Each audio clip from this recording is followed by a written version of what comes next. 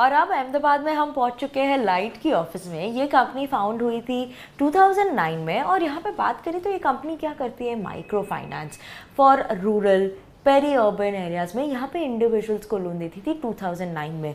यहाँ पे सब लोग एस्पिरेशन हो रहे हैं, बढ़ रहे हैं आगे, और उनको बढ़ने के लिए फाइनेंस भी चाहिए। तो ये कंपनी फाइनेंशियल सर्विसेज प्रोवाइड करती है इन एरियाज़ को, और इसके बारे में आज हम बात करेंगे, उनकी जर्नी के बारे में, उनकी ग्रोथ के बारे में, और अहमदाबाद में जहाँ का उनका हेडक्वार्टर है वहाँ से उनके क्या यादें जुड़ी हुई, ये सब आज हम बात करेंगे। हाय दीपक, थैंक यू सो मच कि आपने हमें यहाँ पे बुलाया अपने ऑफिस में, हेडक्वार्टर ऑफिस में। ये लाइट का हेडक्वार्टर ऑफिस है अहमदाबाद, गुजरात में। और जैसे मैं बता रही थी, लाइट एक कंपनी है जो एम्पावर करती है वुमेन को, उनको फाइनेंस प्रोवाइड करती है। और दीपक आमिन जो इसके प्रमोटर और मैनेजिंग डायरेक्टर है। दीपक, थैंक यू सो मच कि हमें यहाँ पे बुलाया। बहुत ही कलरफुल वाइब चल रहा है यहाँ पे। थैंक यू बेनी, स्वागत है आपका गुजरात, अहमदाबाद और लाइट की ऑफिस में। Thank you for having me on your show. Thank you. और दीपक, पहले तो जर्नी से ही स्टार्ट करते हैं। 2009 में स्टार्ट हुई थी आपकी जर्नी, तो ये आपकी जो थॉट प्रोसेस थी वो क्या थी कि आपको क्या लगा था वो नीड एट दैट टाइम कि आपने ये स्टार्ट किया जो माइक्रो फाइनेंस, मीसो फाइनेंस। उस टाइम पे तो इतना फोकस भी नहीं था उस पर, और नॉट मैनी कंपनीज जो थी इस पे फोकस करने वाली। तो आपकी क्या थॉट प्रोसेस थी और जर्नी क्या है 2009 से अब तक की? नहीं, बिल्कुल। एक्चुअली मैं पहले जब सियाटल में माइक्रोसॉफ्ट में काम करता था तब मेरा माइक्रो फाइनेंस से काफ़ी इंटरेक्शन होता था। यहाँ के काफ़ी लोग वहाँ पे आते थे फंड रेजिंग करने के लिए। तो तब मैं फिर ग्रामीण फाउंडेशन, जो doctor Mohammad Yunus Nobel laureate हैं, उनके एडवाइजरी बोर्ड पे मैं था। तो मैंने सोचा कि मैं अगर सारी दुनिया में एडवाइस कर रहा हूँ तो फिर हमारे खुद के देश में और खुद के मेरे नेटिव स्टेट में भी क्यों ना करें। तो जब मैं कंपनी छोड़ के जब मैं माइक्रोसॉफ्ट क्विट करके वापस आया तो तब राकेश, मैं और अविरल, हम लोग साथ में मिलकर हमने ये तय किया कि हमको यहाँ पे ऐसा कुछ काम करना है जो कि रूरल एरियाज़ में, खास करके विमेन एम्पावरमेंट में और फाइनेंशियल इंक्लूजन में इम्पैक्टफुल काम करें, सस्टेनेबल करें और स्केलेबल करें। तो ये हमारा विजन था। तो तब से लेके आज तक हमें बहुत ही खुशी है कि जर्नी पे इतनी एक्साइटमेंट हुई है हमें।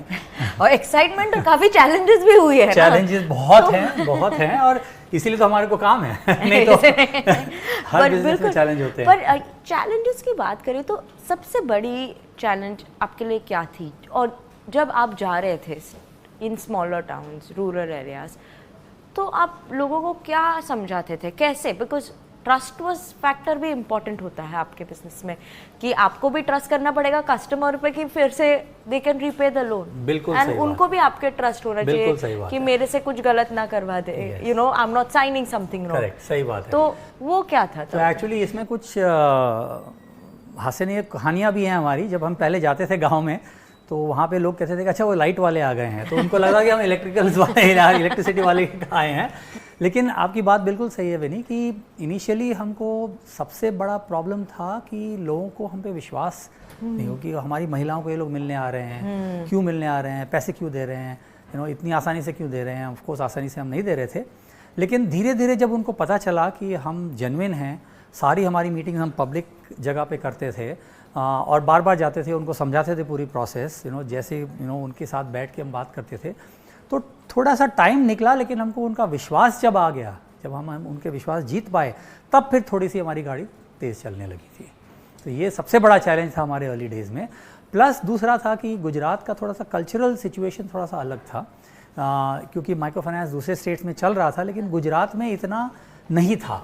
तो सही लोगों को हायर करना, इनिशियल फाइनेंसिंग सब हमने खुद ने की। हाँ, तो वो सब काफ़ी कठिनाइयाँ हुई थी उसमें।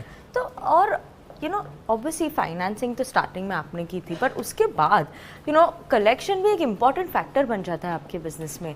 तो ये स्क्रीनिंग प्रोसेस के लिए आप क्या इम्पॉर्टेंट वॉच आउट करते हैं कि ये तो रूल्स होने ही चाहिए कि जब when I am giving any money, when I am giving any loan, तो वो क्या स्क्रीनिंग प्रोसेस होती है आपकी? आपकी बात बहुत ही सही है। ये इनफैक्ट ये बहुत अहम मुद्दा है, कलेक्शंस और डिसबर्समेंट, बिकॉज दैट एसेट्स पे पूरा गेम चलता है। बिल्कुल बिल्कुल सही बात है। देना बहुत आसान है, पैसा वापस लाना सबसे कठिन काम होता है। लेकिन हम लोग की एक्चुअली बहुत ही वेल स्टडीड प्रोसेस है। पिछले 10 साल में हमने हमारे खुद के एल्गोरिदम्स बनाए हैं और अलग अलग प्रकार का डेटा हम कलेक्ट करते हैं। हर एक कस्टमर के ऊपर हम लगभग 40 से 50 अलग अलग डेटा पॉइंट्स कलेक्ट करते हैं। वही हमारा जो उस ज़माने में जब हमने शुरू किया था तब मोबाइल भी ज़्यादा नहीं थे, ऐप्स भी अवेलेबल नहीं थे। उस ज़माने में हमने हमारी सारी फील्ड फोर्स को मोबाइल ऐप दिया था और वहीं पे वो डेटा एंटर करते थे, पेपर हम नहीं करते थे। तो सीधा उसका डेटा हमारे बैकएंड सर्विस पे आता था और यहाँ पे हम प्रोसेसिंग करते थे, यहाँ पे हम उसका पूरा एनालिसिस करके क्रेडिट स्कोरिंग करके फिर तय करते थे कि कौन सा कैलकुलेशन ठीक है, कौन सा स्कोर ठीक नहीं है, कौन सा कस्टमर ठीक रहेगा और नहीं रहेगा। और उस ज़माने में अर्ली डेज में तो क्रेडिट ब्यूरो भी नहीं था। आज तो फिर भी क्रेडिट ब्यूरो से पता चल जाता है उनकी पेमेंट हिस्ट्री क्या है, उनकी बोरोइंग हिस्ट्री क्या है। तो सारे हमारे जो एल्गोरिथम एकदम ग्राउंड अप स्क्रैच से हमने बनाए हैं और काफ़ी 10 साल तक उनको बेक किया है।